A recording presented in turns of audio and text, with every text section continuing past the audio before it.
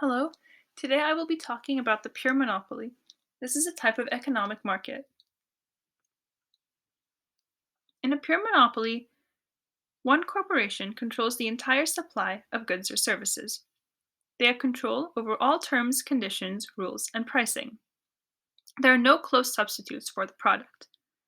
The firms benefit from economies of scale. They can produce at great quantities at lower costs per unit. There are many barriers to entry, which stop other competitors from entering the market.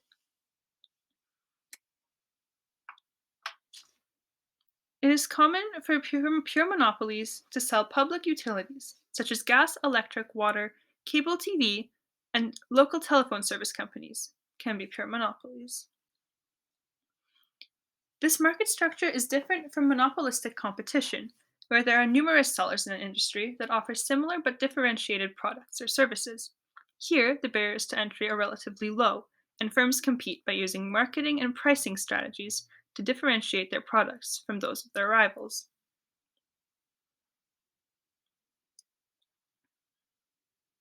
Price determination. In pure monopolies, the firm itself determines the price for its product. This is because the firm is the sole supplier of the product in the market and does not face any competition from other firms.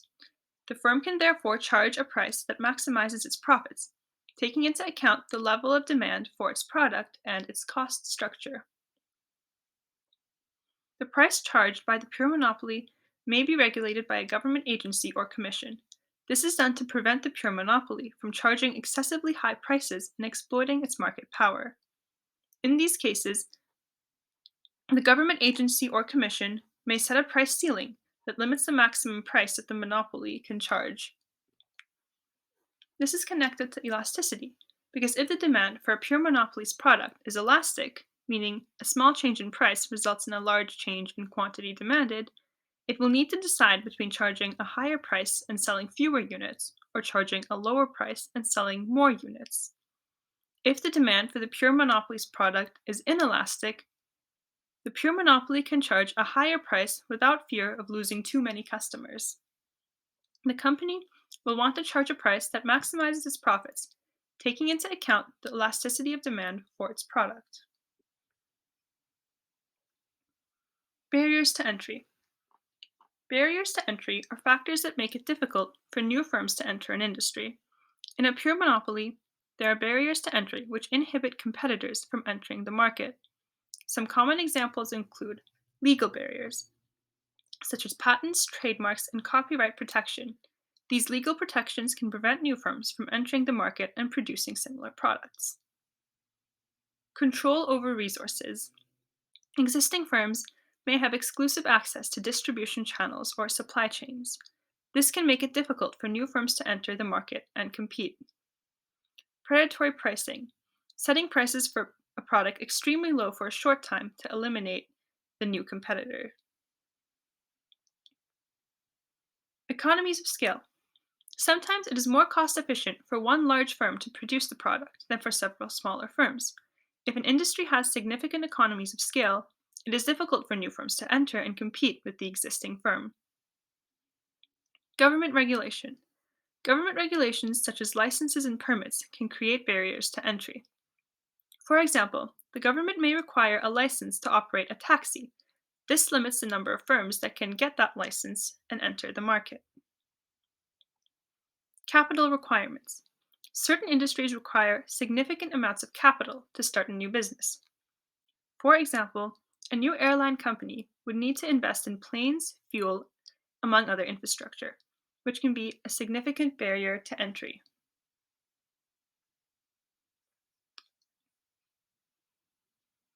Non price competition. Non price competition can actually be an important way for the monopolist to maintain their dominant position without lowering prices.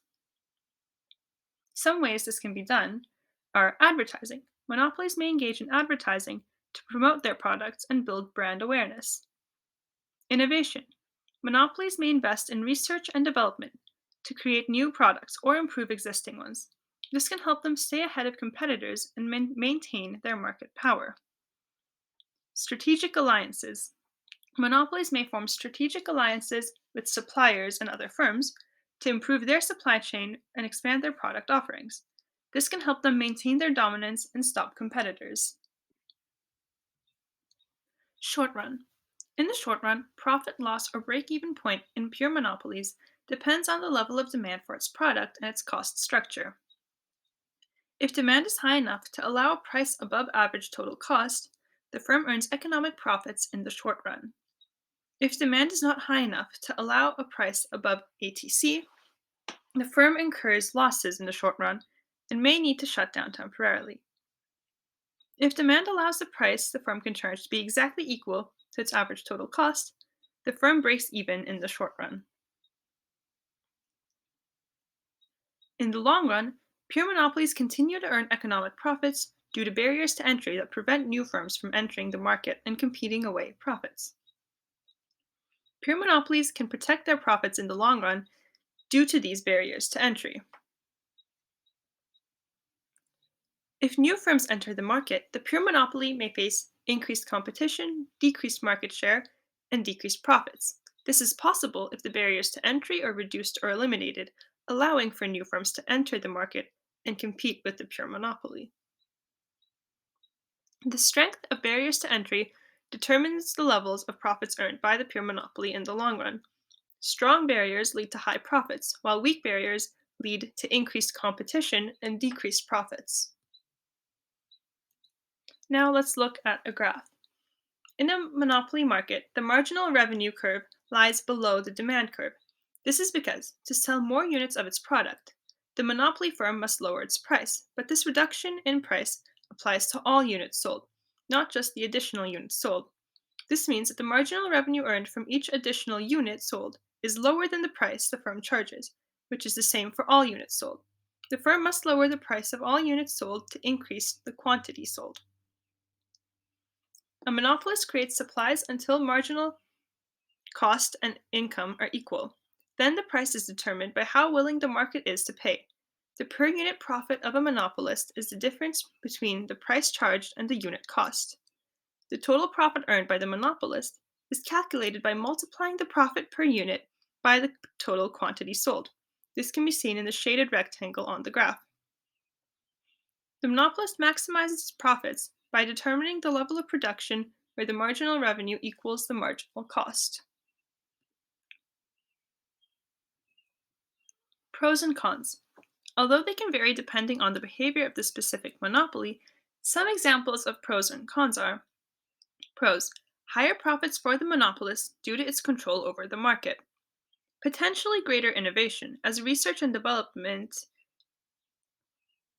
the monopolist has more financial resources to invest in new technology and, and product development. More efficient production, as the monopolist can achieve economies of scale. Cons: higher prices for consumers, as the monopolist can charge higher prices than in a competitive market. Lower output, as the monopolist may limit production to maximize profits. Limited choices for consumers, as they won't have a variety of options to choose from. And possibly reduced incentive for innovation and improvement, as the monopolist may not feel the need to invest in new products or services. Examples: pure monopolies are extremely rare in the actual world. Some examples are BC Hydro for electricity in BC. They own all the power lines, so they have invested in the necessary capital. Others can't entry. There's barriers to entry, including the high cost of building and maintaining the infrastructure required to generate, transmit, and distribute electricity to customers. There's also many regulatory requirements in such an industry. BC Hydro has significant control over the price of electricity it charges its customers. They also have the ability to charge prices that are higher than their average total cost, allowing them to earn economic profits in the short run and long run. Another example is De Beers Diamond Company, a pure monopoly in the diamond industry for many years. They have control over the supply chain as they own most of the diamond mines. They're able to set prices for rough diamonds and dictate terms for others in the industry, such as diamond cutters and polishers. Thank you for listening.